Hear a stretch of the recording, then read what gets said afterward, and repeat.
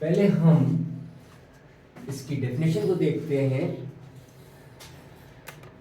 ये एक ऐसा लाइफ स्टाइल है जिसमें फेंग शुई एनर्जी के बहाव को आसान किया जाता है और उसके रास्ते खोले जाते हैं। लेकिन बात ऐसे नहीं समझ आएगी, पहले हम जो है कुछ बुनियादी तस्वीरात को वाज़ेह कर लें।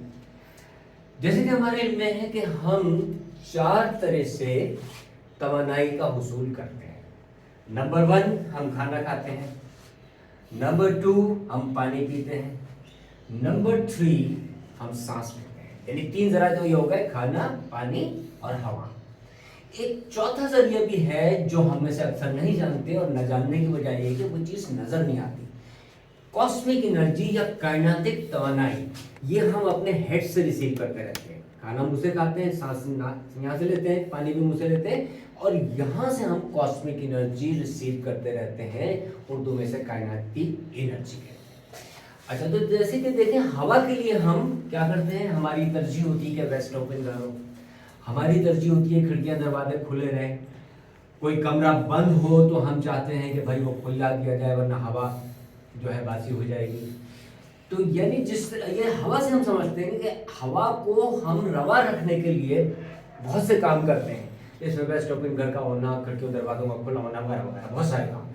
इसी और ये जो कायनाती एनर्जी है या कॉस्मिक एनर्जी है, ये उससे भी ज़्यादा ज़रूरी है। खाना खाए बगैर तो हम 10-12 दिन रह जाएं, पानी पिए तो कहते हैं कि 72 घंटे रह सकते हैं, सांस ना आए तो 4 मिनट रह सकते हैं। कॉस्मिक एनर्जी 1 सेकंड भी के बगैर हम 1 सेकंड भी नहीं रह सकते। अगर बंद हो जाए तो क्या है। और ये एनर्जी जो है सिर्फ जिंदा मखलूक के लिए जरूरी नहीं है, बल्कि मुर्दा जो चीज़ें जिन्हें हम बज़ाहिर मुर्दा कहते हैं, उनमें भी कुछ ना कुछ काम हो रहा है। मसलन पत्थर है, लकड़ी है, इसके अंदर एटम है, एटमों के अंदर इलेक्ट्रॉन घूम रहे हैं, और बहुत सारे अंदर वाइब्रेशन है मुख्तलिफ। तो कुछ ना कुछ हो रहा है, और काम होने के लिए ज़रूरी है एनर्जी। तो वो एनर्जी न सिर्फ इंसानों के लिए ज़रूरी है, जानवरों के लिए ज़रूरी है, यहाँ तक के जमादात यानी पत्थर, लकड़ी जैसी चीज़ों के लिए भी ज़रूरी है। और इस हद तक ज़रूरी है कि उसके बगैर हम 1 सेकंड भी नहीं रह सकते। तो इस एनर्जी, जिस तरह से अभी हवा की बात हुई थी कि हवा के बहाव को, हवा के ताज़ा हवा के लिए हम बहुत सारे इक़दाम उठाते हैं, इसी तरह से कॉस्मिक एनर्जी जो उससे कहीं ज़्यादा इम्पोर्टेंट है, उसके बहाव के लिए क्या क्या इक़दाम हो सकते हैं, उसके लिए चाइनीज़ ने एक फ़न वज़ा किया, एक तरीक़ाकार वज़ा किया जिसका नाम है फेंग शुई, और आज हम उसी पे डिस्कस करने जा रहे हैं। अच्छा, अब इसके मुख्तलिफ कौमों में मुख्तलिफ नाम है। हम उर्दू में इसको कायनाती तवानाई कहते हैं, इंग्लिश में इसे कॉस्मिक एनर्जी कहा जाता है, ये जो है की एनर्जी भी कहते हैं जापानीज या चाइनीज़, प्राणा एनर्जी ये हिंदू में कहा जाता है, ताओ एनर्जी थाईलैंड वगैरह ऐसे इलाकों में कहा जाता है। मतलब एनर्जी एक ही है, लेकिन मुख्तलिफ ज़बानों में ज़ाहिर है कि मुख्तलिफ नाम है। अच्छा, अब इसके सोर्सेस अब जो जैसे कि अभी हमने डिस्कस किया था कि जो मखलूक़ात हैं वो 4 तरह की एनर्जीज, 4 तरीक़ों से एनर्जीज हासिल कर सकती हैं, food, water, air, cosmic energy, जो कि अभी हम डिस्कस कर चुके हैं। अब देखिए, जैसे बल्ब जल रहा है तो इसके एक दायरा सा है जिसमें ज़्यादा रोशनी है। इसी तरह हर चीज़ वाइब्रेटिंग है, हर चीज़ में हरकत है, हर चीज़ वाइब्रेट कर रही है। तो हर चीज़ के बाहर एनर्जी का एक फील्ड बनता है, वो इंसान हो, वो दरख्त हो, वो इवन मुर्दा चीज़ें जैसे कुर्सी है, जैसे टेबल है, उसको कहते हैं औरा तवाले।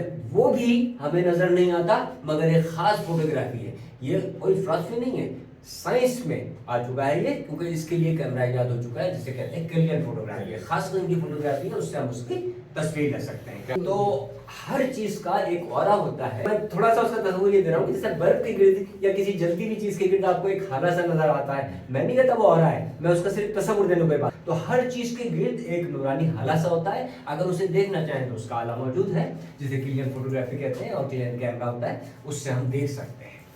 तो ये तो ऑरा की बात हो गई। अच्छा, ह्यूमन ऑरा, इंसान का ऑरा होता है, फलों का भी होता है। जो जिंदा चीजें, 3 चीजें जिंदा हैं, इंसान, जानवर और पौधे, बाकी चीजें जिंदा नहीं है, मगर ऑरा उनका भी होता है, मगर डिम होता है। अच्छा, अब इंसान जितना एनर्जेटिक होगा, जितना पुरजोश होगा, जितना स्पिरिचुअल डिग्री उसकी हाई होगी, वो उतना ज्यादा चमकदार ऑरा होगा। और होगा किस वजह से? ये जो हम फेंग शुई एनर्जी या कॉस्मिक एनर्जी जो रिसीव करते हैं उसके सबब से। अब दो तरह की एनर्जी होती है, नेगेटिव एंड पॉजिटिव एनर्जी। तो ये बात तो तय हो गई थी कि हर चीज वाइब्रेंट है, हर चीज वाइब्रेशन में। सुकूत नाम की कोई चीज नहीं है। सुकूत मौत का नाम है, जिंदगी वजूद में ही आती है, अगर चलिए उसका वक्त नहीं है, लेकिन बहरहाल कल बात करेंगे उस पर। जिंदगी वजूद में ही उस वक्त आती है जब वाइब्रेशन पैदा हो। तो नेगेटिव एनर्जी, अब इसमें नेगेटिव एनर्जी और पॉजिटिव एनर्जी दोनों तरह की एनर्जी होती है हर चीज में, या तो नेगेटिव होगी या पॉजिटिव। नेगेटिव एनर्जी का हमें क्या, पॉजिटिव एनर्जी का कैसे पता चलेगा? अगर हम पॉजिटिव एनर्जी का हम लोग में डिटर्मिनेशन होगी, एक किस्म का मतलब है कि तयशुदा हमारे जहन उलझा हुआ नहीं होगा,